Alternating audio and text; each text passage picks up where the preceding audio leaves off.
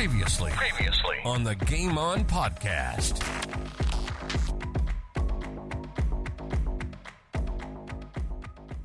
I think Lee kind of was pushing me in a direction where he knew where I was going, but then sure he just had different plans for me. And as I said, like personally, they didn't make much sense, but that was the direction he went. And as I said, like I didn't agree with Shorey, but I got on really well with him. It wasn't like we had an argument and didn't get on. That was just his perspective, so not much I can do about it. No. Now, I did warn Pete before we started. I said when Brett was on it, I said, it's a very, very funny story how Brett ended up at Adelaide Footy Club. So I reckon you better feel, and Pete's been saying he's intrigued by this. So don't tell me. I want to hear it from the horse's mouth. Go, Beefy. Yeah, well, basically, Port were coming in 97, so my plan was to play with Rog because I knew Rog was going to be there. So that was kind of my plan going forward, that we'd both end up at Port Adelaide and get to play together. So I went on and I obviously spoke to Adelaide at the same time. Went on the footy trip with the boys. We went to Mauritius, and back in those days we got faxes. So Eddie, our team manager, he came on, was in the middle of one day. I was probably 3 or 4 in the arvo. He came over, he goes, sign this fax and you'll be back off to Adelaide. So I was just thinking I'm going to Port because I was pretty confident that that's where I was going to end up. And I'll be honest, I didn't even look at it. I just signed it and then joined in drinking with the boys as we were over there, what we were over there for. And then I spoke to my mum a couple of days later, and she actually goes, "Oh, you're off to Adelaide?" I'm like, "Yeah, I'm coming to play with Rod." And she goes, "No, you're at Adelaide." Like, oh, no. Yeah, so I had a couple of days where I thought I was playing with Rod. Wow. And as I said, back then there was no mobile phone, so unless I read the facts, I probably wasn't going to find out until somebody told me. So, yeah, had a couple of days of thinking I might be able to play with my brother.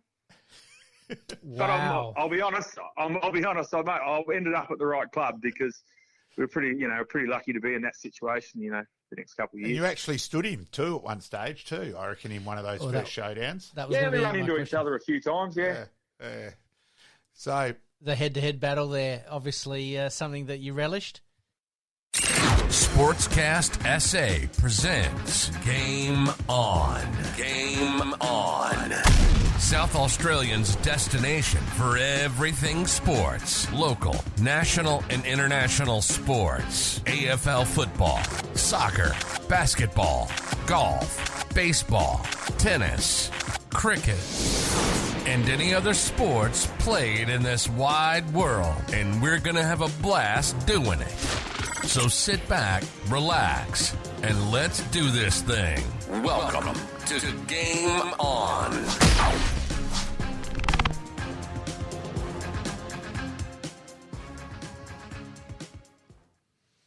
Welcome to Game On. My name's Pete, once again joined by Malcolm and Roger James. Brett James. We've got Roger coming up a little bit later. But Brett James, absolutely fantastic in giving his insights into how he became an Adelaide Crow. Yeah, I still always laugh about that. Even just listening again then, it is one of the funniest stories around for 3 days that he signed, and he admits privately he was well and truly more than half cut when he signed. And, he thought he was a Port Adelaide player for 3 days. So there isn't it's not quite as funny as Roger, but there is a story where you will find out later how Roger remained a Port player as a story in itself. So, well, I look forward to hearing that one there. Obviously, the head-to-head battles between the brothers, renown the Bond brothers for Port and the Crows, and the James brothers obviously going head-to-head. Who do you think got the wood?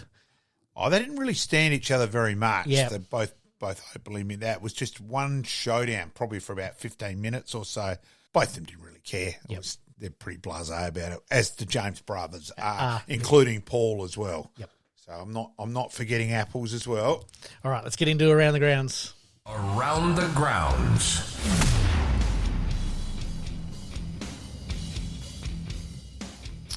Mate, to kick us off today, we'll be having a look at the NBA finals, the SANFLW. It looks like we've got the finals sort of set for that. Yeah. The netball, once again, the Thunderbirds.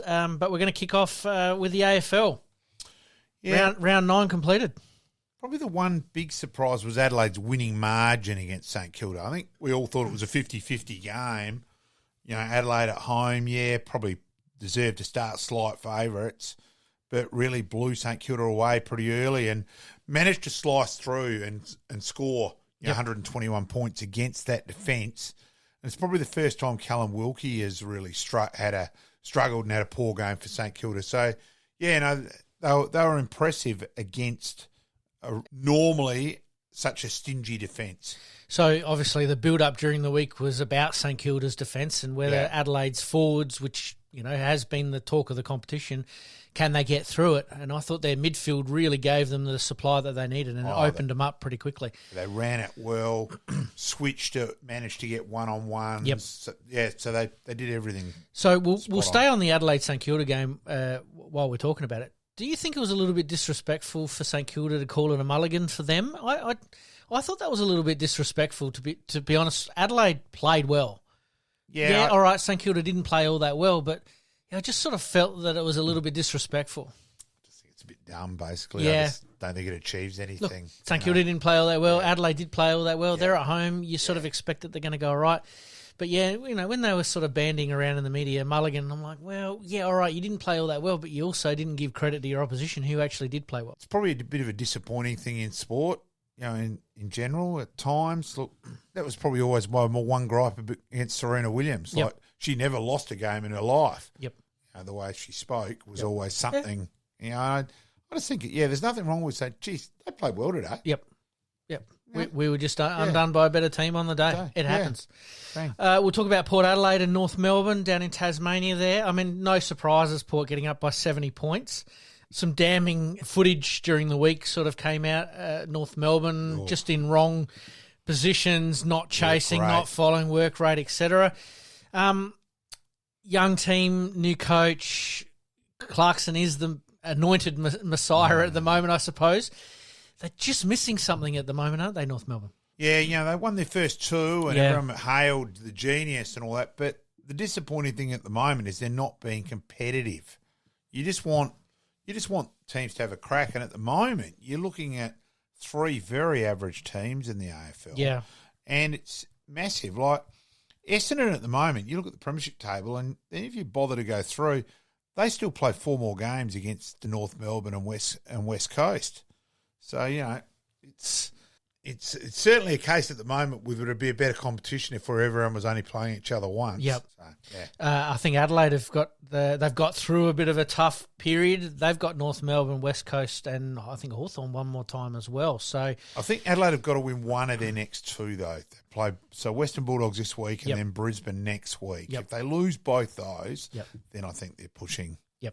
Port Adelaide, we obviously talked about North Melbourne with their work rate. I thought Port's work rate was quite good, and considering that they had to juggle the forward line a little bit, Marshall, once again, concussion, Dixon not being 100%, or, a couple Dixon didn't play. That's right. And was it Burn Jones was out with illness as well. I thought they shuffled the deck chairs pretty well, and Zach Butters, he is becoming a gun, isn't he? A gun. Butters, Rosie, Dersman. Butters and Rosie together are absolute. Butters, Rosie and Horn-France is as dynamic, exciting midfield as anyone. Do you think that Rosie has plateaued a little bit and Butters has now stepped up to... No, I don't think so. No? I think Rosie's had a couple early in the year where he was considered POG, so... Yeah. And we've talked previously about Jason Horne-Francis, obviously the booing. Yeah, it didn't affect his performance on the ground. He almost rose to the occasion. Again, we don't advocate for booing players. But he took it in his stride really, really well. And a game against his old club as well, always going to be difficult, and he did well. Yeah, look, I just think he's a good player, and he's a good player now, and he's going to be a very, very, very good player. All right, I agree, mate. It's going to be interesting to watch those battles, obviously, between the Crows and Port over the years and over the next few years, and the Horne-Francis Dawson battle and Rochelle Rankin and all that, and Rosie and Butters, and it's just star-studded. So looking forward to those games. All right, mate. We'll cover a couple of the other games. Richmond defeating Geelong by 24 points. Look, Bit of a Richmond, surprise. it was, and the stats actually favoured Geelong, all the key stats. But the old golden rule, if you don't kick the ball between the two white posts, they were 4 goals 12 at one stage. Yeah. That's made it hard, didn't it? Is it a case of Richmond being back, or is it once in a blue moon type performance? I just think we've got to wait and see on that because if the stats had been, all in favour, then you go, yeah, maybe, but there were some promising signs. Dusty Martin's best game for a long time, probably for 2 years, really. Mm-hmm. Cochin played well as well. So, yeah, they're still... And they've got Lynch to come back. I'd love to know how much longer he's out for. So, wait and see. Looking pretty good for them. The Gold Coast Suns having a big win over in Perth against the West Coast Eagles, 70 points. Yeah, they've got a few games to come at home yet, although they're spread. They're playing a few games in Darwin. You wonder about that, if they're selling those off. So, yeah, they're a maybe. Rao, it was good to see Rao and Anderson. And once again, they've done it without Took Miller, who had been shouldering quite a lot of the load.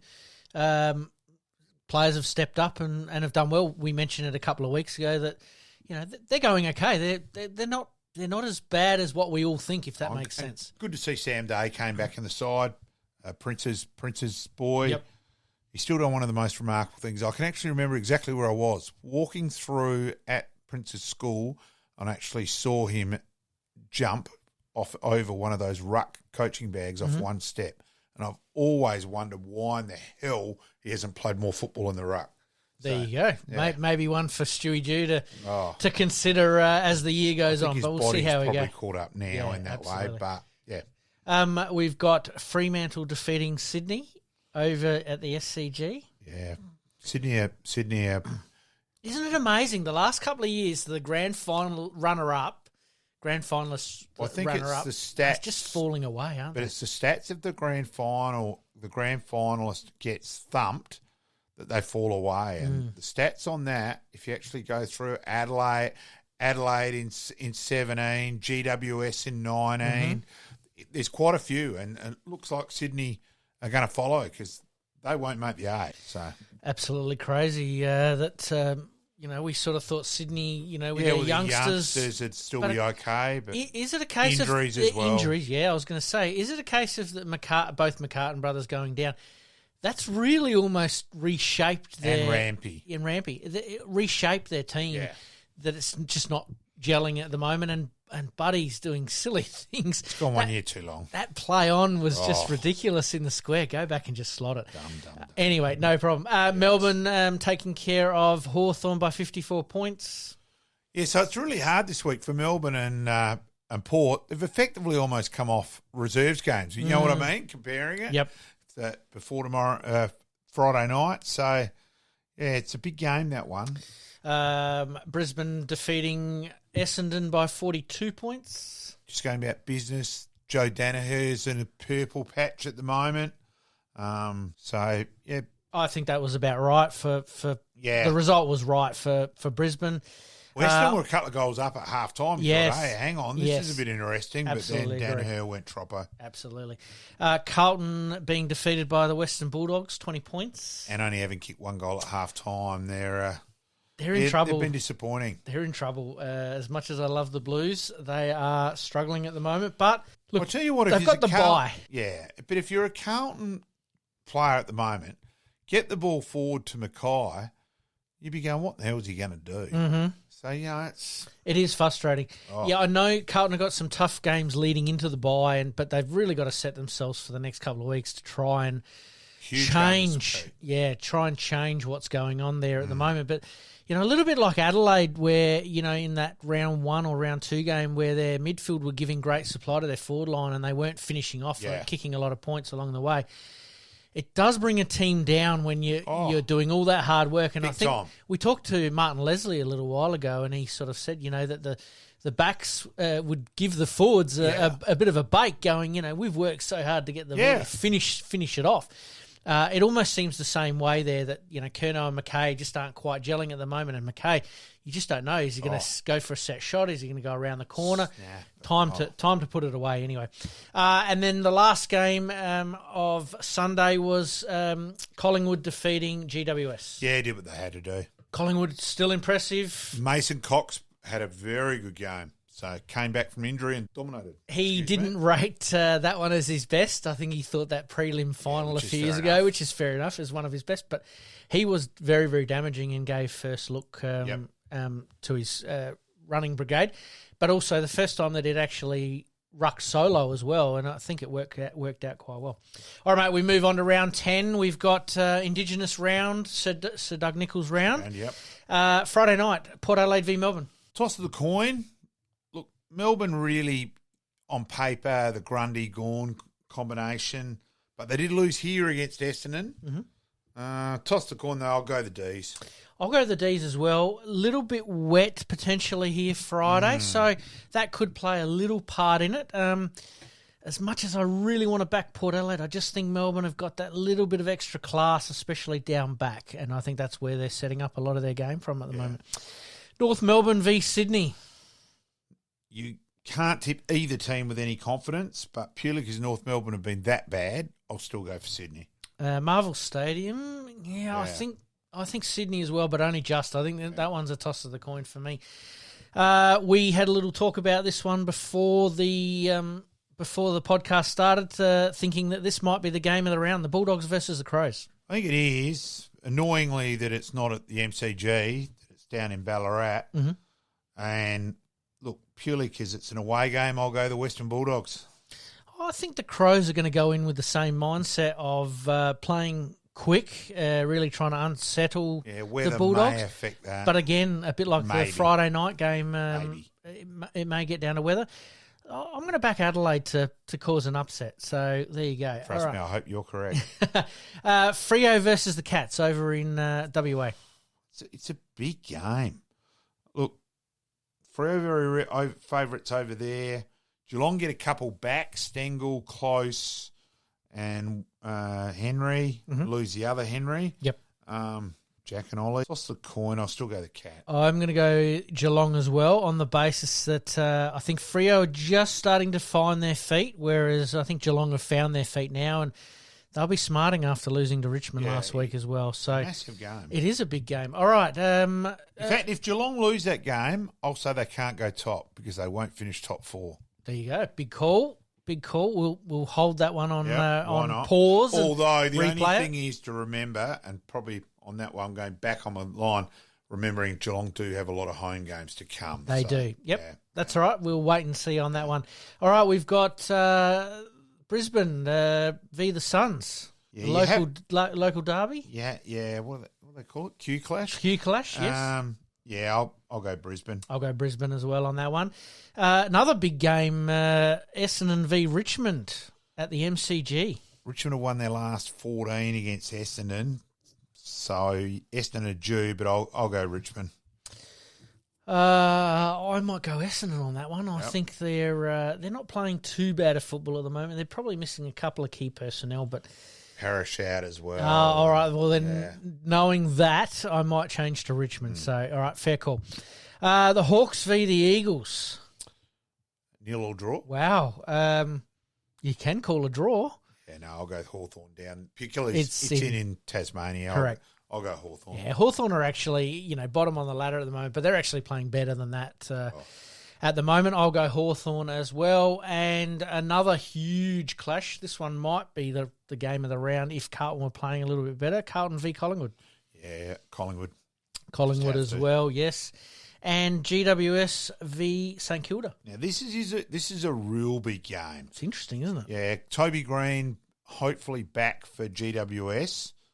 Look, you've got to tip St Kilda, but not with any confidence. But we talked a couple of weeks ago about how good the Giants have been. Mentally, if they fall in that game, you could already hear the St Kilda starting to panic. Is this a repeat of last year?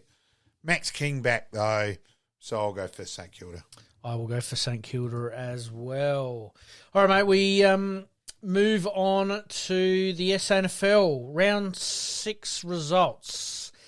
Norwood being defeated by West Adelaide for the Tickle Cup. Yeah, look, congratulations to West Adelaide. And it looks like Norwood might do a north from 18. Chance to go from top to bottom. But look, yeah, disappointing. Once again, up in the game, sort of third quarter, I think, up, fell away, and West Adelaide got them in the end. Yeah, I was I was down there to commentate for the SANFL W game after that, but at the Glenelg North Adelaide, good crowd down, and they celebrated the 73 Premiership side Glenelg, so the 50th anniversary, and the players out in the ground. They did a good job, so well done to Glenelg on that. Well done in the game. Yep. Yeah, they took North Adelaide to the cleaners. Absolutely. We'll get to that game in a second. We've got Woodville West Torrens defeating the Bulldogs, Centrals. Yeah. Not surprising, but the Bulldogs are going a lot better than most think at the moment.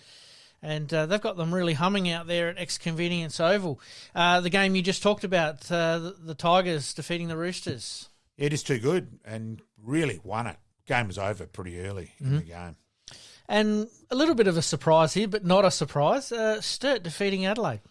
Yeah, Adelaide got a couple of injuries during the game and Strong getting injured and that. But, yeah, Sturt, they're an even good side and they're even. And, yeah, well done. And Frederick's state game tomorrow night. Mm-hmm. I do know one club is there purely to watch him on Friday night. Yes, so, yeah. Fair enough. And to finish out the round, Port Adelaide defeating the Panthers. Yeah, up. And then they chose to rest Lycett in the last quarter just because it looks like he'll play Friday night, which again shows. And that's, again, Port Adelaide, that's correct. Yep. The AFL is their competition. This is their reserve side. Yep.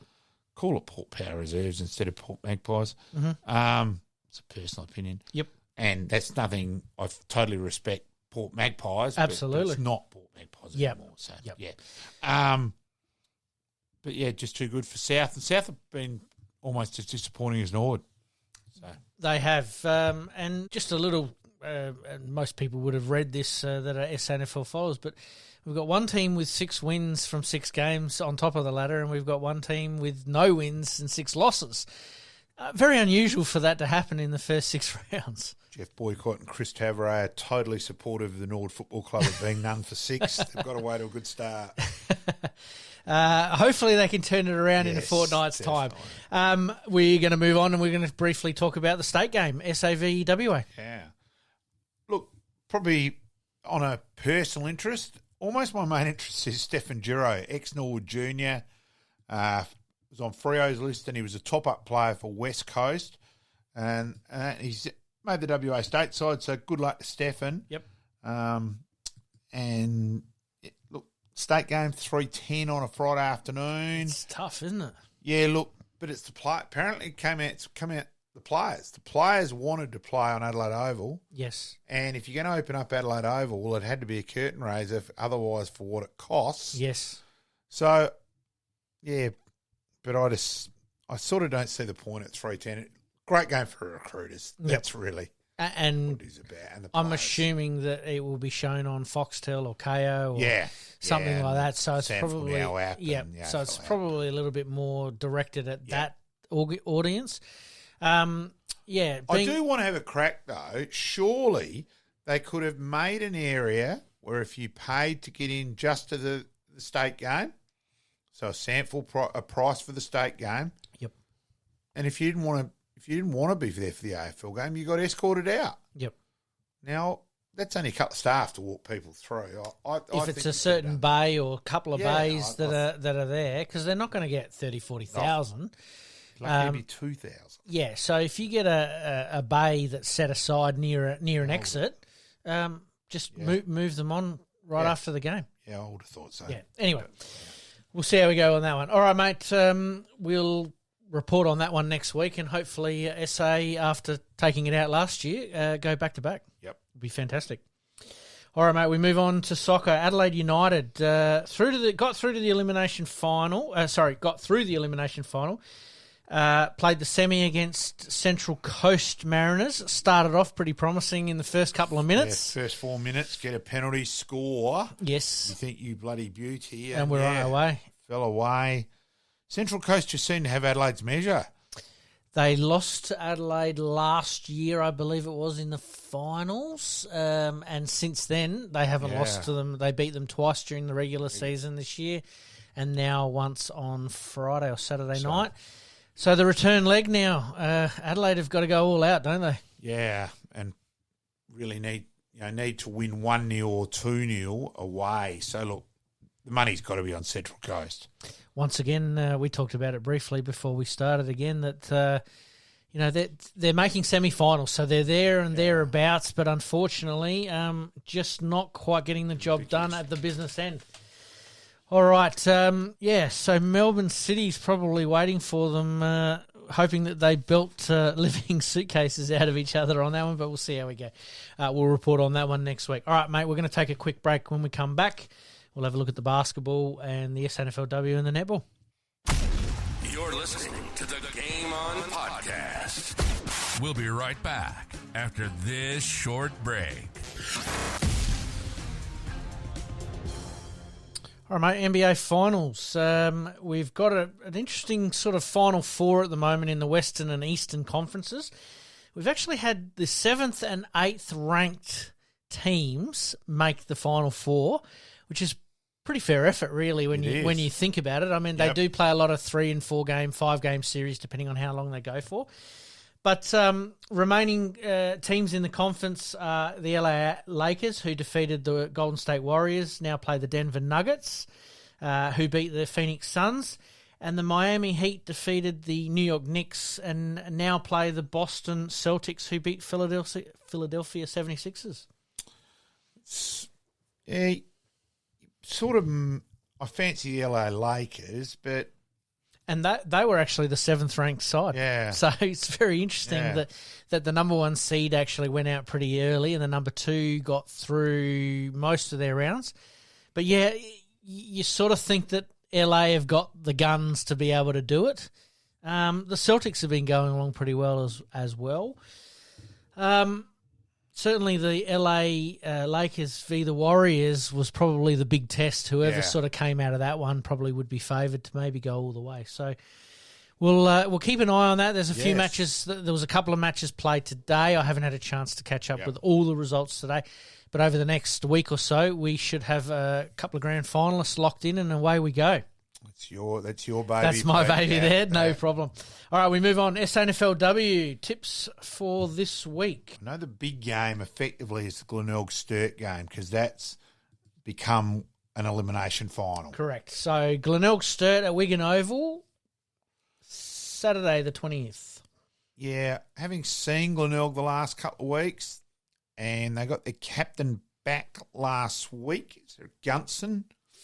Yep. Trying to remember the name. Apologies if I've made a mistake there. But I'll tip the Bays. I might tip Sturt on that one. I think they've been going pretty well. They obviously were missing a couple through state representation a couple of weeks ago, which was a bit of a hiccup for them. But I think they'll be out. Tigers, with those injuries a little bit earlier on, have just been trying to find their feet since that time. But yeah, it's a bit of a toss of the coin, this one. They were good defensively against North Adelaide last week. And, they beat Centrals and they'd lost 4 in a row and then beat Centrals in an upset and then handled North Adelaide well last week. So, purely probably having seen him the last couple of weeks. Sure. Yeah. You're going Glenelg. I'll go Sturt. Yep. Norwood, some happy news down at Norwood for the women's program. They've locked in a finals berth. And they get a bit of a tune-up this weekend against South Adelaide. Yeah, and they were 8 points down halfway through the third quarter on Friday night.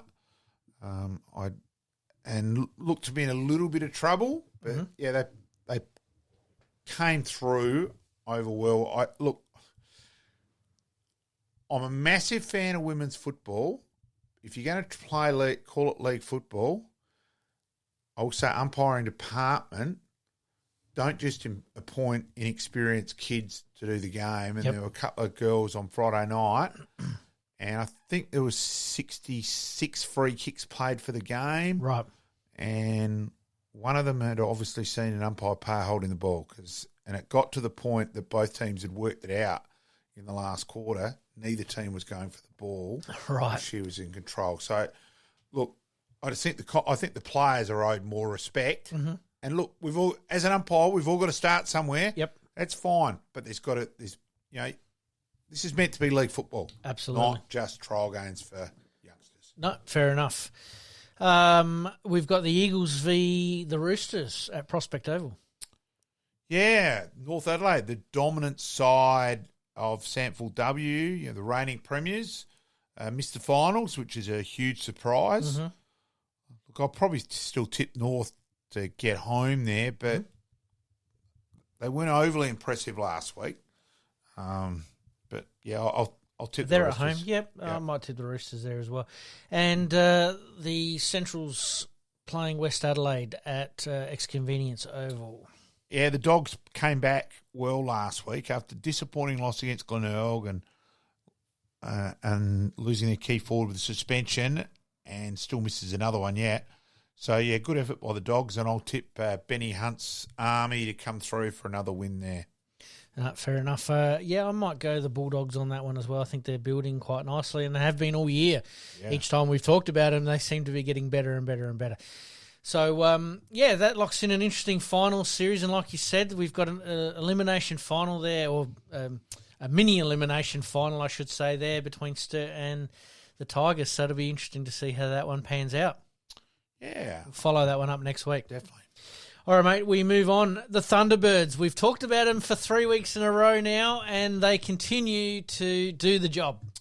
Yeah, and the word is around that they may well be at the Entertainment Centre next year, selling out Etsa Park consistently, and there is a demand. So, yeah, great result. Good result for netball. Absolutely. They had a couple of results go their way that sort of gave them clear run at top spot. After sharing it for a few weeks. Look, they seem to be putting themselves in a good position week in, week out now. And like you said, we did talk about it a couple of weeks ago with their participation numbers, and it looks like that's now flowing through to fans watching it, and quite rightly warrants a change of venue. Oh, look, and South Australia's traditionally been a strong netball state. Garvel and contacts with all those years of glory years. Mm-hmm. Catherine Harvey, Sarah Sada. Yep. There was some absolute guns in netball here, and I went to a couple of those finals, and sensational standard of netball. Yep. So great to see that netball on the way, but coming back. That's what I was just about to say. That isn't it great that we have suffered a little bit over the last few years, but it looks like all the pieces of the jigsaw puzzle are all falling into place, and go you Thunderbirds. Yeah, very much so. All right, mate, we'll take a quick break once again. When we come back, Roger James. Lord Voldemort. You're listening to the Game On Podcast. We'll be right back after this short break.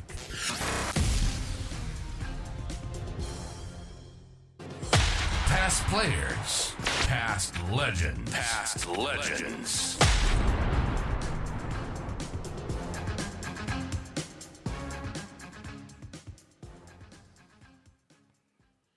We welcome Roger James, a.k.a. Lord Voldemort. We'll come back to that, though. So, Rog, just 76 games, 67 goals for Norwood, 147 games, 87 goals for Port Adelaide. Certainly their best finals player in 2004. 53 games, only 262 goals for Kersbrook, Rog. And, of course, 79 games and 143 goals for Barossa District. So only about half the number of games as your illustrious brother, though, Rog. I think your injuries caught up with you a lot more than Brett, and I think poor young Archie's had more injuries already than Brett did in his entire life. Yeah, I think you're right there with Archie. He's had a bit of a bad trot. So that's just for people out there. That's Brett's lad, and he's broken his arm again. So is that second or third time? I think he's done his wrist a couple of times, and now. His wrist a couple of times and now his arm. So I think he's been 3 years in a row. Yeah, terrible luck. So, mate, we might start off with your juniors. You obviously started out at Kersbrook there? Yeah, mate. Yeah, started down at Kersbrook and played a few years there. I did have 1 year at Tea Tree Gully in the under-9s and then went back to Kersbrook. So, played all my junior career at Norwood, at Kersbrook, and then obviously did all my underage at Norwood as well. You had a bit of luck in your bad luck in your first year where you, in 93, in the 17s, where you did a stress fracture of your left shin, Rog. It's a bit of a weird injury, that one. It is, mate. I remember just kicking footies around and it was getting sorer and sorer. And in the end, I just couldn't even kick footies. And it was, I think it was the wet weather got to me as well because the ball was a bit heavier and I couldn't work out what was going on. And, in the end, I had a stress fracture. So I think I ended up missing, I would have been 8 or 10 weeks. Yeah, you must have done a decent job of it. And then, of course, so 94, you really start to come the own. You win the 19s best and fairest. Played a combination, 19s of reserves. Should have made your league debut. So a good year then. And then, of course, in 95, you really arrived with a bang. You made the Advertiser Team of the Year in your first season, which is very unusual. And, of course, unfortunately, we lost the prelim final to Centrals as well. Yeah, I obviously 94 was a bit of a weird one for me. I started playing resis, and I did actually get told I was close to playing league footy at one stage. And then I had an incident on a Thursday night training session where I wasn't listening and Craigie kicked me off the oval. Yes. I wasn't going to bring that one up, actually, yes. Yeah, I thought I'd bring it up. No, Most people good don't on know your the honesty. story, so, Yep. and then he kicked me off the training tack. Did he actually get you off the oval? Yeah, he told me to go in. So wow. I got kicked off. So I walked off. Went to apologise after training. Wouldn't have a bar of it. And then the next Saturday, 5 minutes into the reserves games, I got dragged and never came back on, and then spent most of the rest of the year in the 19th. Bizarre. Wow.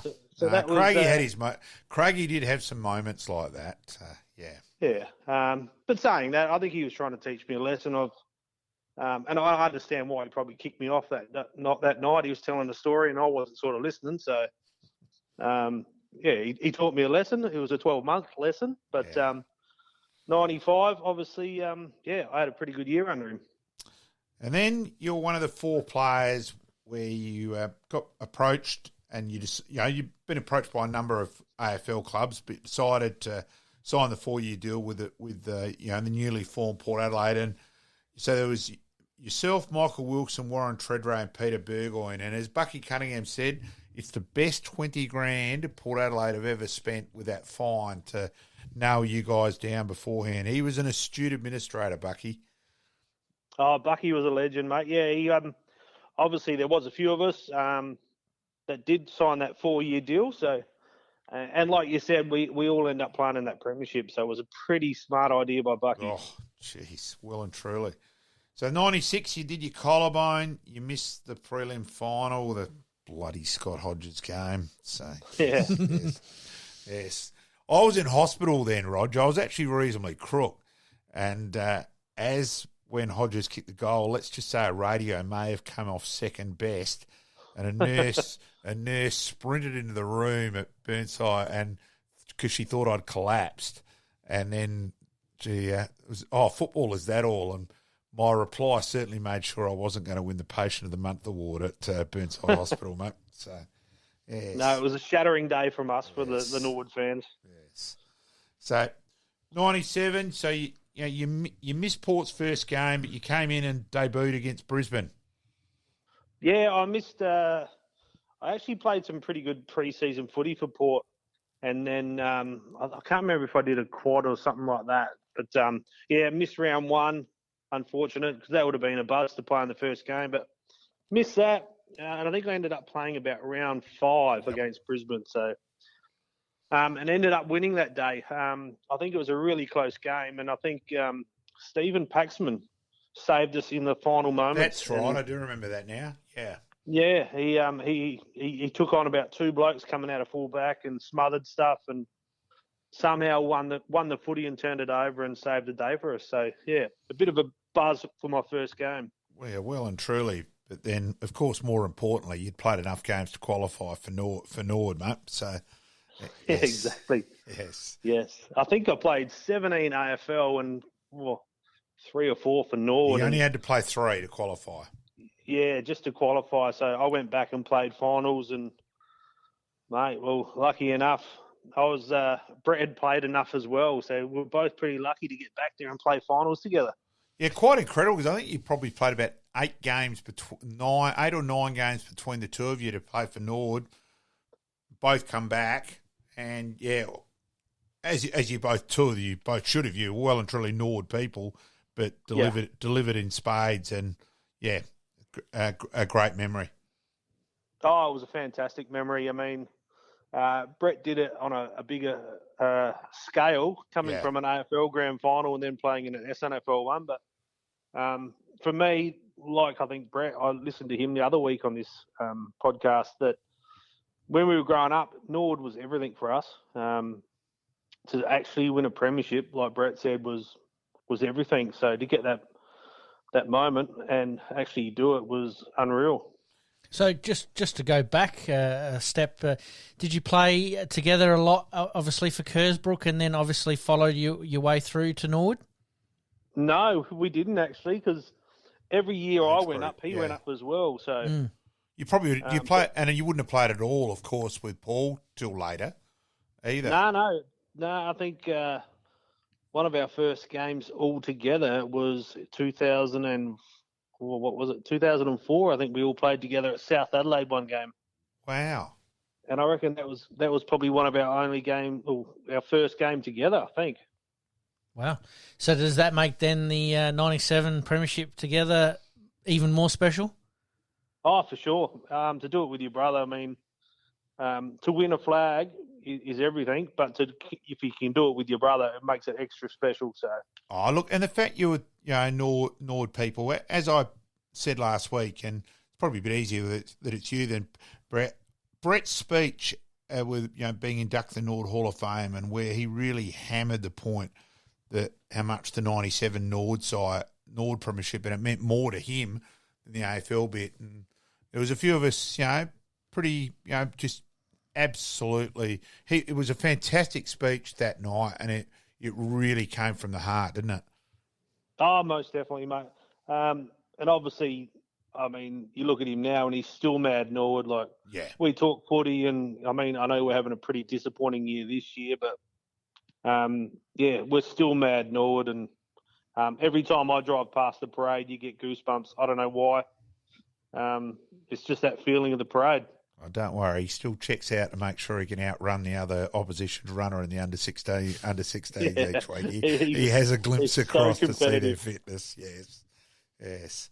So from there, and that 98, you got injured as well, and that, and of course 99, and I've always supported you on this one. That pass where bloody Tom Carr spoiled, and so that was a frustrating game.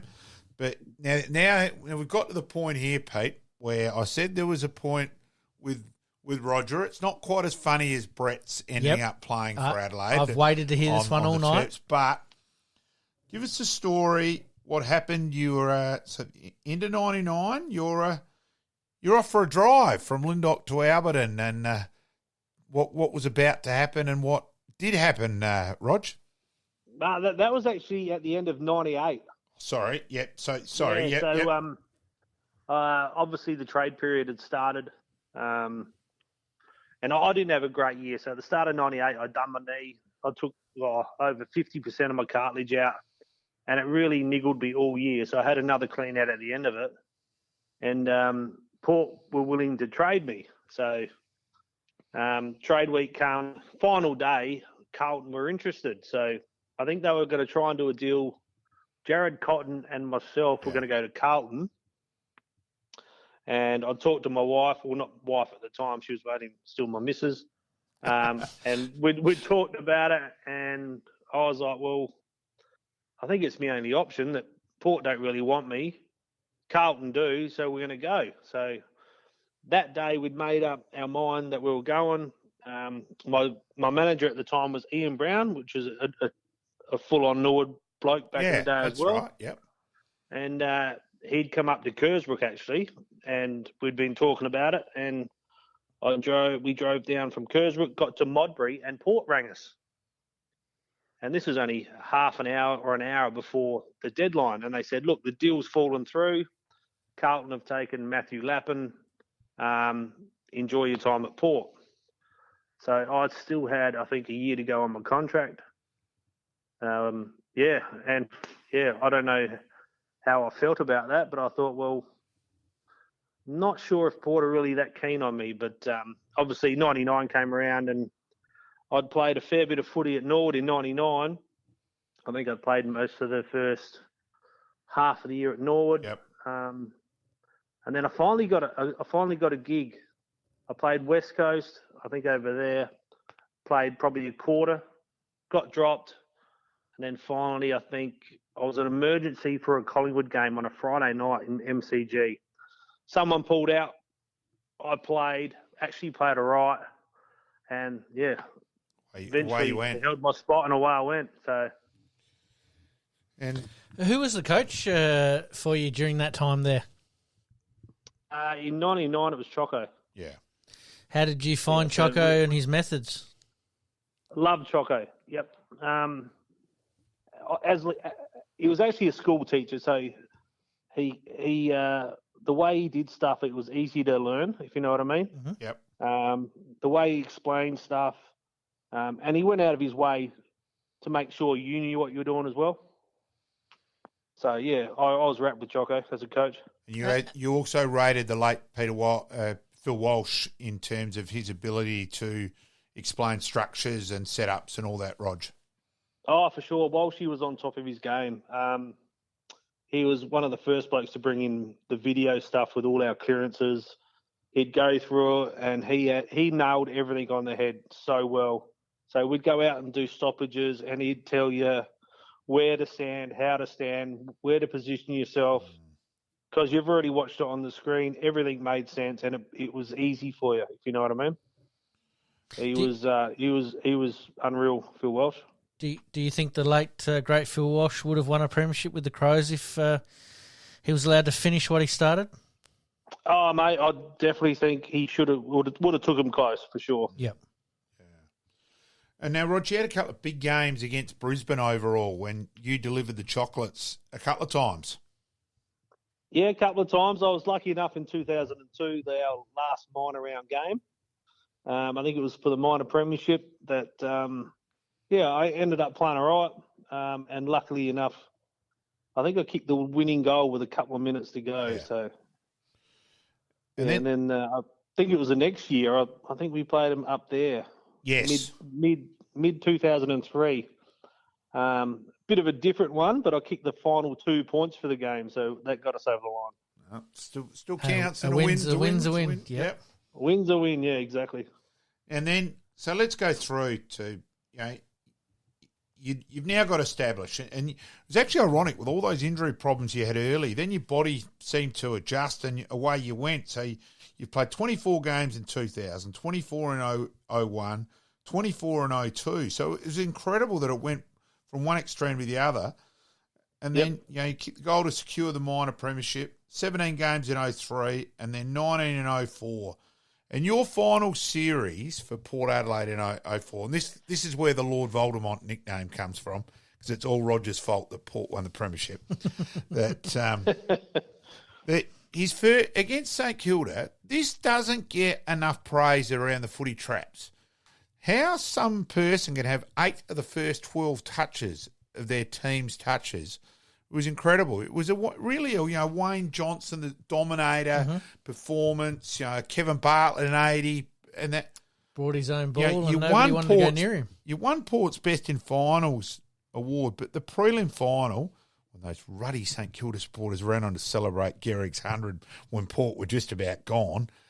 So that's got to be where you sit back and just glow now that just what a vital part you were, and it's got to be your crowning glory. in retrospect to a large extent, Rog? Yeah, I mean, I did play a big part in that game, I suppose, but like you said, I think Fraser's 100th goal helped us a fair bit so we could regroup. I mean, I know it was only, I think he kicked the first two of the game and then, scored his 100 and everyone comes screaming onto the oval. And we sort of regrouped. And then I think we actually went bang, bang and kicked two in a row to equal it. And then we're back on track. So, but yeah, I was lucky enough to play pretty well. But I look back then, and if you watch the game, there was a heap of us that played really well. Bullshit. Stop downplaying it, Lord Voldemort. It's your fault. Wangers in the last quarter kicked a couple of fantastic goals. Yeah. Michael Wilson was courageous as ever. Shawnee Burgoyne, what he does all the time, saved us a goal late. But, I mean, you could talk forever about just about everyone that played that day. Well, that was a great game too, actually. Oh, mate, it was a cracker. I don't think it got over 11 points for the night. And I was going to ask, obviously, with Sir Doug Nicholls' round this weekend, Gavin Wanganeen, I was going to ask, playing next to Gav would have been an absolute treat. Oh, to tell you the truth, to play with all the Aboriginals was a treat.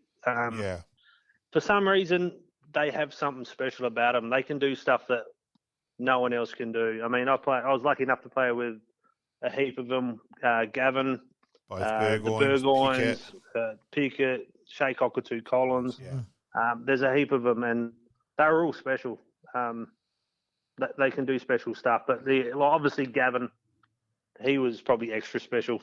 It's just his ability to twist his body and contort, weird positions and then deliver. And it was funny because that night against St Kilda, he hadn't done much, but he delivered when it counted. Yeah, he had a saying back in the day that he could just flick the switch, and he was one bloke that could. That was at Footy Park. Turn it on. That was at Footy Park, wasn't it? Yeah. It was at Footy Park. Yep.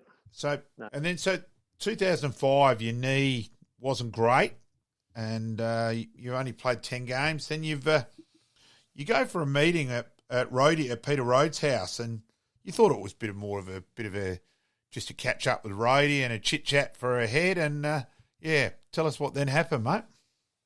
Yeah, well, obviously, end of 2004, I had a knee operation. They took the rest of my cartilage out, and then did this new operation that didn't seem to work. But struggled all year. I think I ended up playing 10 games, like you said. And then Rhodey had been trying to contact me or catch up and just generally ask me how I'm going and whatnot. And I was like, catch up. Couldn't catch up. And then one day he said, we'll catch up at mine. We'll have a coffee. I was like, yep, no worries. He was living at Dulwich at the time. So I rocked up. He goes, you want a coffee? Yeah, no worries. And then he's like, Choco will be here in a minute. And that's when alarm bells started ringing. I was like, shit, this ain't good. Wow. And then Choco being Choco, he came out and explained it straight away and said, look, your body's buggered, letting yourself like it's letting you down. I'm going to play kids for the rest of the year. If I can give you a farewell game, I will. That didn't eventuate, but that was the end of my AFL career. That's an unusual way to be told that your AFL career is coming to an end. Obviously, with Rhodey being there and also Choco. Tell you what, though, at least the coach had the balls to do it himself, not handballing it to someone else. This is what I'm trying to say. Yeah. It's quite an unusual way of doing it, but wow, that's great that he's looked you right in the eye and said, look, this is what we think, this is what we're doing, and this is how we're going to do it. Yeah, mate, I respect Choco for doing that. And in a space of probably 15 or 20 minutes, I went from playing AFL thinking I was going to play next year to absolutely nothing. So I ended up playing, I think, the last 2 or 3 games at Norwood for the year. Trying, but I probably shouldn't have even tried to play those games. My knee was that sore. But I ended up playing 2 or 3 games with Brett and Paul. So that's the only probably reason I did it. Trying to also, let's go back one thing with Norwood. I reckon it was South Adelaide, the game where we thought you were going to drown in the Cooper's Corner pocket, Rog. No, that was against Central Districts in 1995. Sorry, yeah. Yeah, I think it was myself and Daniel Healy. We slid into that corner, didn't you? The old drain wasn't working too well on that pocket by the pine tree. So She was sort of half flooded. She was a wet and wintry day, that one, and it was a the great ball was photo, there, but though. it was a great photo. I think it won Photo of the Year or something at some stage. So I've got it at home here somewhere. So, okay. Yeah. Just continuing on with your AFL career, we obviously spoke with your brother last week, and you guys obviously didn't stand on each other too much during the showdowns, but you knew each other were on the ground. Who got the upper hand, do you think? It's a hard one. I know he won a couple of battles, but I know a couple of times I won a couple as well. So yeah, I just don't think you really stood each other for very long. It was just there was only parts of 5 or 10 minutes here and there. But you knew he was there, and he's probably going to be behind you at some stage to tackle you. Yeah, exactly. You sort of knew where he was all the time. So that was probably in the back of your mind. Don't get caught by Brett. But I know one day he did catch me. So yeah, he probably won that day. We'll call it a nil. He's on a motorbike, was he? To catch her. Jeez, the knee must have been crook, mate. Yeah. We'll call it a 0-0 draw. And then you did a bit of coaching onto the coaching world to start off assistant coach, so Norwood, and then a year under Jars as well at North Adelaide. Yeah, I had 2006. I didn't play footy anywhere. I had an assistant coaching role under Trevor Hill.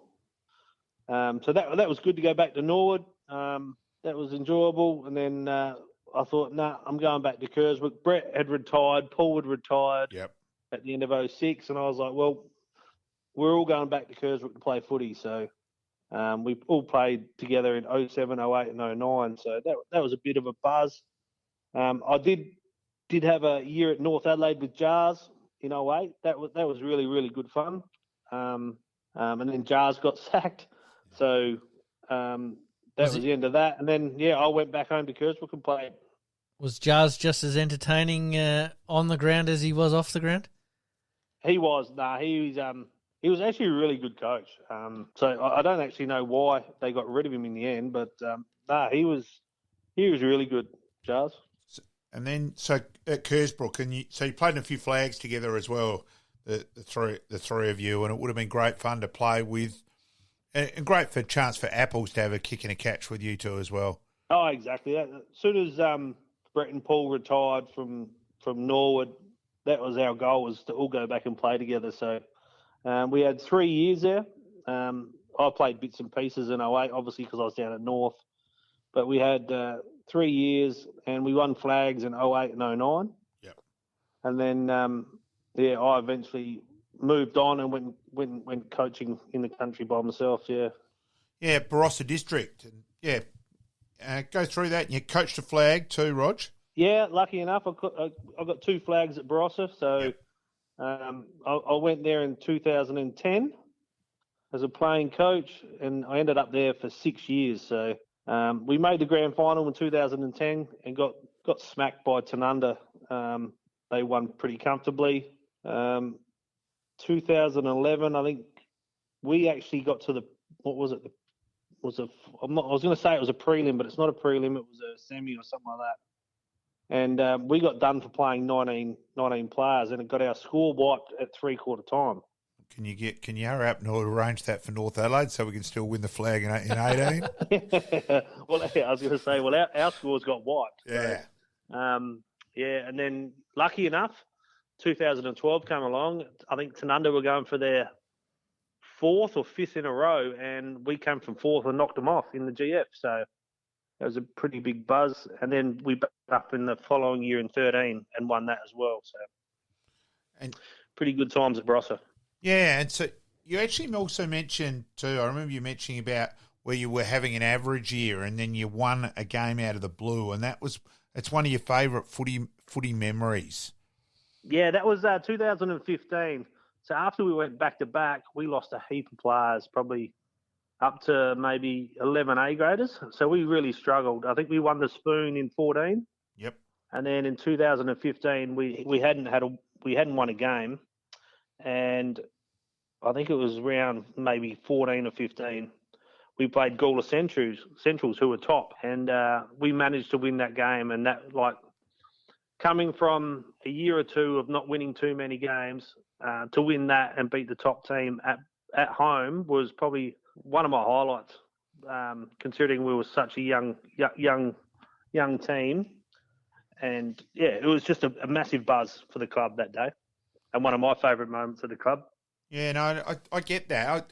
I remember the same, obviously at a lower level, just playing self with Adelaide Union. We'd lost 14 in a row and we won out of the blue. And, yeah, we celebrated that night. I reckon I celebrated that night as much as I did with any flag I played in. So did we. Trust us. Yeah, I think it's more the weird bit, the unexpected, and it's just kabang and into it, sort of thing. And it obviously hasn't had the build up of a grand final, so you're probably not as tense about it. And the winner was West End and Coopers that night. That's for sure. Yeah. And then you had gone through. So you coached Udunda Robertson as well. Yeah, Udunda Robertstown. I went up there for 2 years. That was very enjoyable. The people up there were fantastic. We didn't win flags or anything like that. I think the best result was third. But the people up there were just amazing people. And I've got friendships for life up there. Great people. And you've been involved with Freeling now for a while, with with Dom Shepley. So with Dom, bit of fun there. Yeah, a bit of fun there. I had 2018 off, and then I called in late 2018, and Dom was like, "You interested in actually getting back into footy?" I was like, "You know what? I think I am." And Scott Dutchke was coaching at the time, so I ended up helping Scott in 2019. So that's how I got to Freeling. I ended up staying there for 4 years. So now, what's the sporting world now? So with Kirsten, with obviously your lovely wife Kirsten, and MJ, Billy, and Indy, what are they up to, mate? Yeah, mate. So sad days. I got no footy these days. This is my first year sort of out of footy, and sad days are spent running around with kids. So I got Billy that does gymnastics. She gets dropped off at Teacher Gully at 8:00. Indy plays netball down at Tango at 10 o'clock or something like that at Mile End. And then MJ's doing a course in the city. So we are flat stick on a Saturday. Yeah, a bit of fun, mate. So yeah, it's a bit different to watching footy. First Saturday's off for quite some time by the sounds of it. Yeah, it is actually. And it's enjoyable too, not to stress about, training and recruiting and doing all that sort of stuff. So, and to spend some more time with the family is always good. What are you doing for work these days, mate? Me and a mate Alex, we've got a civil business together. Oh, brilliant. Yeah, so you've been doing that for a while, haven't you? Yeah, probably the last 10 years or so with him. Yep. Yeah. And does that mean the work commitments have sort of taken over the footy commitments? Yeah, for sure, mate. We are flat stick at the moment. We're doing a subdivision in Gawler at the moment, so we can't even scratch our head at the moment. We're that busy. All right, Rog. Best players played with? Played with? Well, you can't go past Macca. Yep. At Norwood, but Port-wise, I mean, I played with some really good ones. You got Wanganines, Burgoynes, Josh Franco's up there. But the best player I played with is probably Treaders. Yep. Michael Treaders, Wilson. Mate. Where did Michael Wilson in terms of courage? Michael with Macca. For sure. You don't get tougher than Michael Wilson. He just never backed out of a contest. He played with broken shoulders. He was, as they say, he was Port Adelaide. Oh, he's incredible. Didn't he play? So the 07 grand final, okay, obviously terrible day for Port. Enjoyable day for a lot of us, but terrible day for Port. But Wilson's shoulders were just absolutely stuffed, and he was just incredible as a competitor. Nah, that was 04. Oh, sorry, 04. Yeah. That was 04. I think he missed 07 because he snapped his Achilles in the finals before that. That's right. But, 04, he couldn't even lift his shoulders. And yet still delivered. Still delivered. Yep, that was him all over. And even in the prelim, 2004 prelim against St Kilda, if you watch the game, he ran back with the flight twice into traffic, I think. And, unreal. Just didn't shirk it. As immensely respected as anyone in the footy traps, I reckon, Michael Wilson. Absolutely. Matty Primus is a genuinely great bloke, Wilbur. Yeah, I don't think I've actually ever respect him enormously, but I don't think I've ever even met him. But yeah, loved him as a footballer. You know, how couldn't you with just how passionate he was? Absolutely. And anyone who puts their body where fear should have interrupted is just immensely respected. The mattress is a ruckman as well. Oh, Matty, yeah. I was lucky enough to play with him in '95 at Norwood. Yeah. So obviously he left and went to Fitzroy in '96. Had a year over there, and then lucky enough he came back to Port. So just an outstanding athlete, Matty Promise. And most people, a beautiful bloke. But as a ruckman, one thing I learnt one day with Matty was if he was hitting it somewhere and he told you to get there, you got there. I know this one time he said, look, just get to that spot. The ball bounced sideways, and I was like, he's not going to get there. I've run to a different spot. He's got it to that spot, turned around and abused the hell out of me. So I thought, well, if he's going to hit it there, I'm just going to go wherever he hits can't argue with that, can you? Can't argue with that. And more often than not, he would get it to wherever he wanted to go. Now, I think the most shattering thing with Matty Primus was that he getting with his then girlfriend, now wife, because before that, you don't get the nickname of mattress for nothing. And as Norwood supporters, after a game, the highlight was what was Matty going to bring along that night? And geez, he delivered on a few occasions. Mate, he was a good-looking rooster. Best players played against, mate? Played against? Oh, that's a hard one. There's so many of them. Like you look at Brisbane, they're on Bull Brigade back in the day, the Fab Four. Oh, yeah. And really they had more than four because Powell wasn't even involved in that. I think Lukey Powell.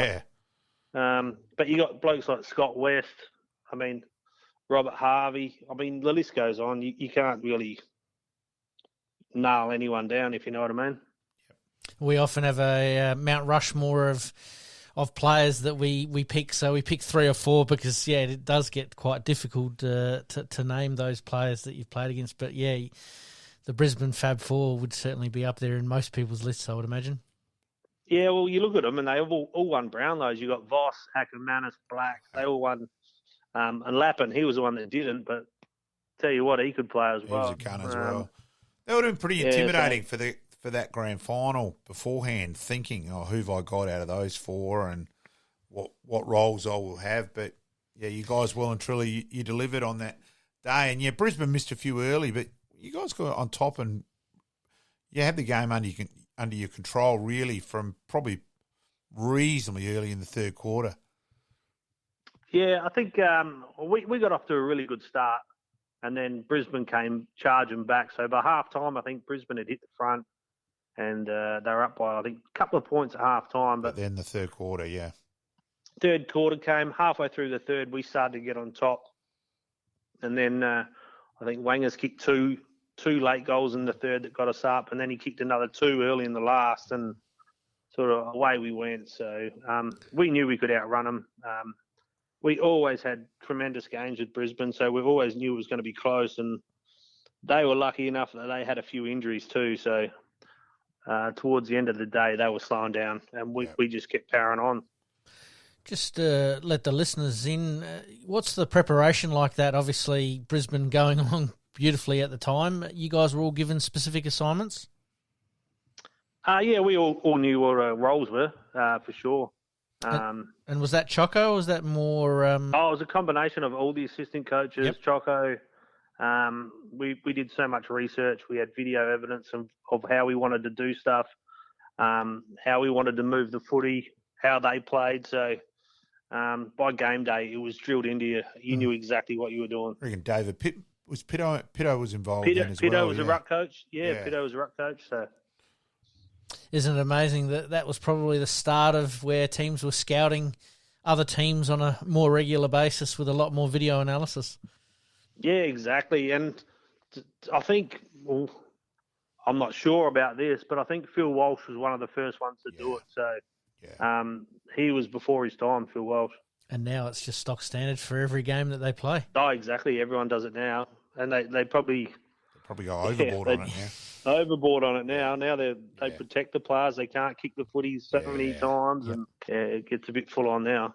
What about coaches, mate? We've talked about players that you've played with and against. Coaches? Obviously, at Norwood, I had Craigie. I had Rhodey as well for a bit. And then I had John Cale at the start of Port.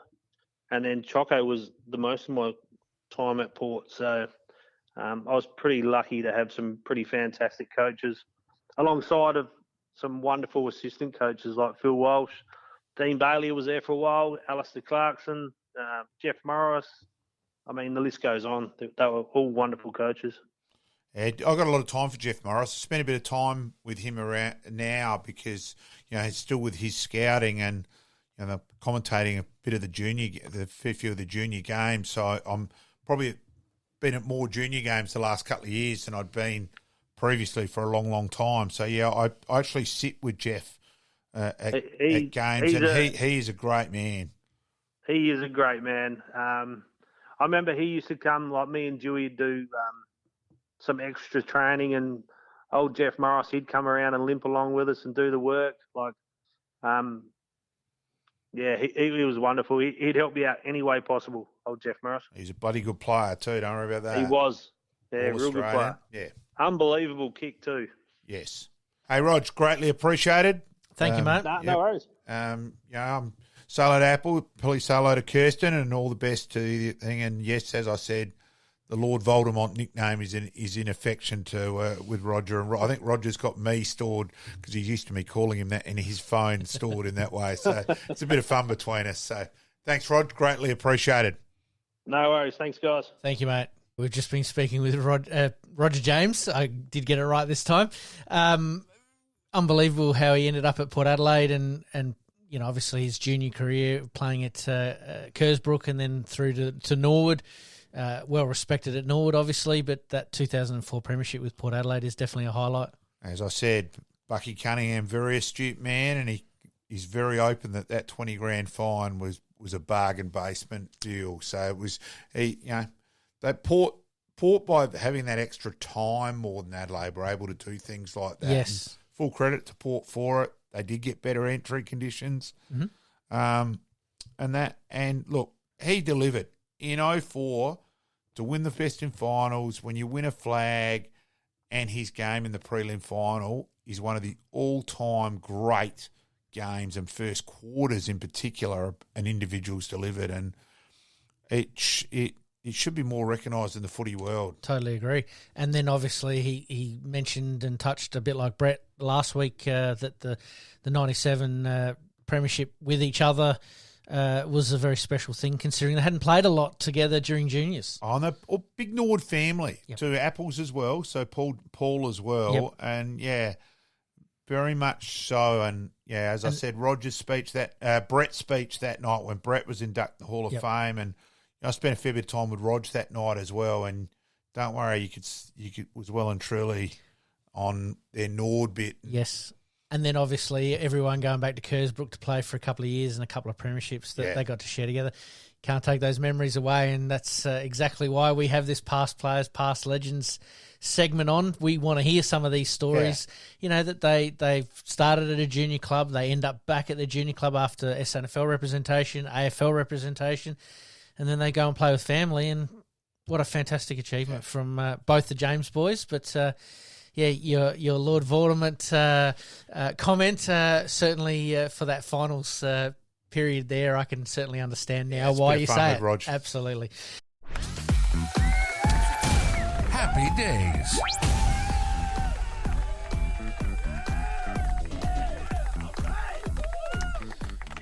All right, mate, to kick off Happy Days today, happy birthday to Dan Houston, Port Adelaide power player, 26-year-old, drafted in 2016, played 129 games and sort of defender/midfielder.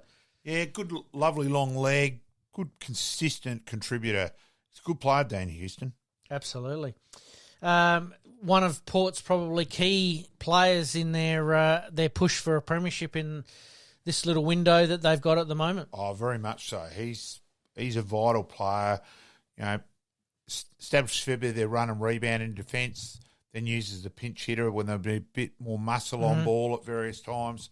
No, he's a very important player. He's slowly built his career. I remember when he first started, they a little bit unsure about him, but just over the last year or two, he's really established himself as an absolutely classy defender. Yep, no doubt about that. All right, mate, we move on. Tennis, 1973. Bobby Riggs beats Margaret Court Smith in a Mother's Day match in California. Yeah, I remember it.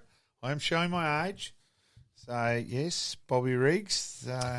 Battle of the Sexes. Sexes, yeah. Obviously, the movie was made about it. Just remember, I was 10. Yes. I do just remember it. Yep. Yes, obviously he played Billie Jean King for the Battle of the Sexes there, but he obviously challenged Margaret Court Smith to a challenge on Mother's Day of all days. You probably don't want to be beating a mother on that day. But anyway, well done to Bobby Riggs on that occasion. All right, 2012. You didn't have to put this one in. Sorry, mate. Manchester City beats QPR 3-2 at City of Manchester Stadium to win the English Premier League title on goal difference from Manchester United. And QPR were up 2-1 in stoppage time. I was listening. Yes. All right, but at least other results had gone QPR's way. Yes. So they had avoided relegation at that stage. But, yeah, no, it wasn't. 2 goals from Manchester in stoppage time. Ouch. And it was the first time that EPL title had been decided on goal difference. Yeah, the Cats were in danger that night. No, only joking. No, the reason that I bring this up is obviously Adelaide United obviously need to score a few goals. So I thought that we'd link that one in there that, Adelaide United definitely have to get over the line there. They can't rely on a draw. I can't ask you to try and find a QPR win. Trust me, you'd be doing a bit of searching for a while. You give me a week. You've challenged me now for a week, so we'll see how we go on that one. Sticking with the soccer, mate, 1994 FA Cup final, Manchester United defeats Chelsea 4-0. Yeah, they thumped them. At Wembley Stadium. You don't expect that in a final. No, and that scoreline, Yeah. The 2 big clubs, and it was, very much a pants-down job. Speaking of, and we haven't got this on our run sheet, but the Women's FA Cup was played in front of 77,000 fans, which is absolutely fantastic. And Sam Kerr, once again comes delivers through with the goods, isn't she? We talked about the best 3 or 4 players, forgetting about male, female, everything like that. She is definitely up there now, isn't she? But her record in big games, it's scoring scary. in finals is incredible. Absolutely scary. But 77,000 for their final there is absolutely tremendous result. And we finish off in 2002, the Laureus Sports Awards Forum from Monaco. Michael Schumacher wins the men's, and Jennifer Capriati wins the women's, and the Australian men's cricket team win the team. Forget how good Jennifer Capriati was. Sort of a forgotten. Yes, well, she came back. All that, yeah, she did come back. Obviously a teen phenom at the age of 17. Went away from the game for a couple of years, came back almost like Ash Barty did. Came back better for the experience. Yeah, there was.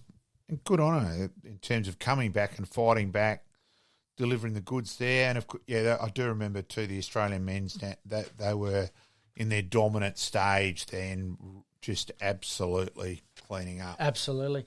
And Michael Schumacher, obviously one of the greats of Formula One racing, obviously being recognised in that as well.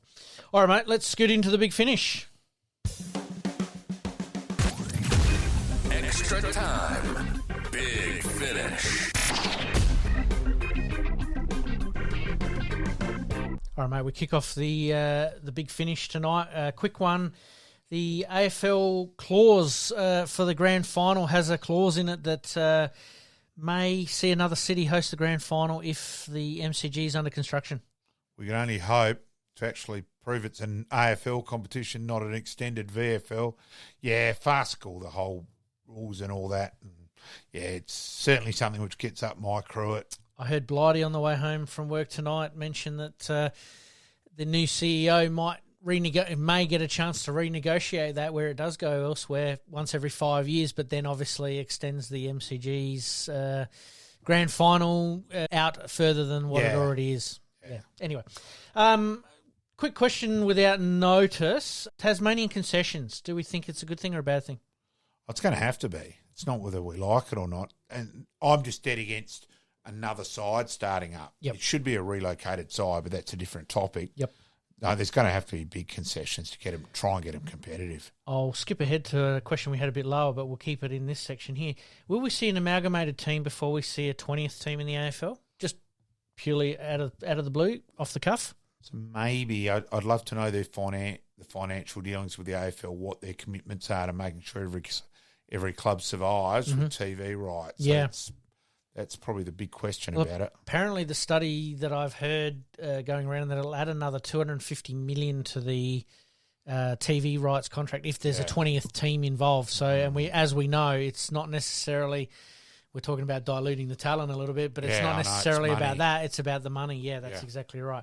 Very, very interesting. All right, mate, a bit of fun here. Trade, re-sign, retire. We did this the other week. I thought I'd chuck it in there again. Walker, Hawkins and Franklin. Buddy should have been retired by now. So, unfortunately, he's well and truly, he's more than gone. I'd have to agree with you on that one. All right, trading, re-signing, Walker and Hawkins. I think they both get re-signed. I don't think there's any doubt about it whatsoever. If you had to trade one of them, who are you trading? Neither. No, I wouldn't either. And I don't think Adelaide are going to trade, and I don't think Geelong are going to trade. So, fair enough. All right, moving on. Cricket, the Ashes starting up in the Test final in a couple of weeks' time. And this is my big beat. Here you go. I am absolutely spewing the way cricket and the nations, because of the IPL and all that being the big money thing, the lack of warm-up games. As Darren Lehman said, it is farcical. It used to be the England tour here was the game at Arundel Castle, then WA, then South Australia, quite possibly even New South Wales, then Queensland. The Tour of England was Derbyshire, Worcestershire, Yorkshire, Somerset, Surrey. You quite often played 5 before the first test. No warm-up games. It is crap, for goodness sake. At least one of them would be fantastic. I just think it's ridiculous. But some of those clubs that you've talked about there, and obviously here in Australia, our local Redbacks and the New South Wales Blues and the WA teams, they obviously get an opportunity to play against the best players. That's only good for those clubs when they do have those touring teams practicing. Teams used to play their full-strength side. Yep. Gary Cozier gets picked to make his test debut in 74, 75, 76 against West Indies because he made runs against the West Indies here, plays the test match and made 100 in his test debut in Melbourne because of that. And that's what it should be. Absolutely. Obviously, no news at the moment on who's in the final 11. Obviously, that's coming up in the next week or 2 or 3. So we'll keep a bit of an eye on that. But, certainly, absolutely agree that it is farcical that we're not getting a warm-up game. Ridiculous. Absolutely crazy. All right, mate, AFL/SANFL. So I'll throw this one out there at the moment. Does Adelaide need a second boutique stadium? No. Well, personally. You've buggered up my next question, which was, if so, where should it be located? Yeah, I just don't think there's the demand. Look, we don't sell out Adelaide Oval enough. Even Crows games don't very rarely sell out completely. Yep. You don't get the sellouts at Port games. For the money it cost, nah. The only reason I say that is because obviously Tasmania are coming to the AFL. They've already got 2 grounds that they're utilising for both cricket and footy, and then they're going to build a new oval there at Macquarie Point. Do we need that little boutique stadium so that way we can... You could argue that Nord Oval. Yeah. You can already argue that in that way. So, Will the Crows' new ground be the answer to that, where they will be able to hold, say, 10,000, 15,000? You don't... I'm not sure of what the dynamics there at Theban and what the ideal of that is. I mean, certainly the artwork impressions show that they're going to be...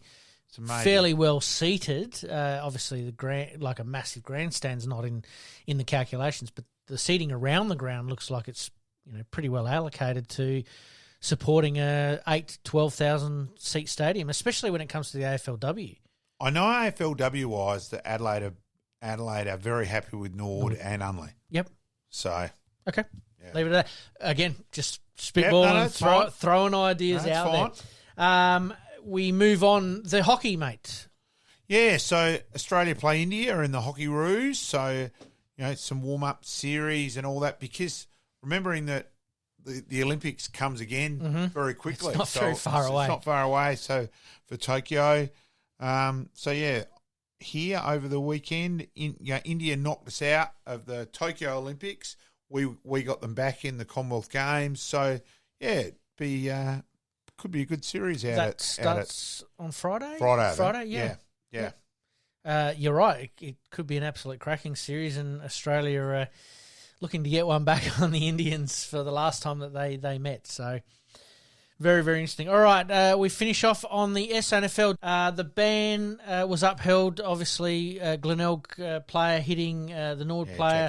Jack Saunders obviously stayed in hospital overnight, but Glenelg appealed, but unfortunately got held. A couple of weeks ago now. Yeah.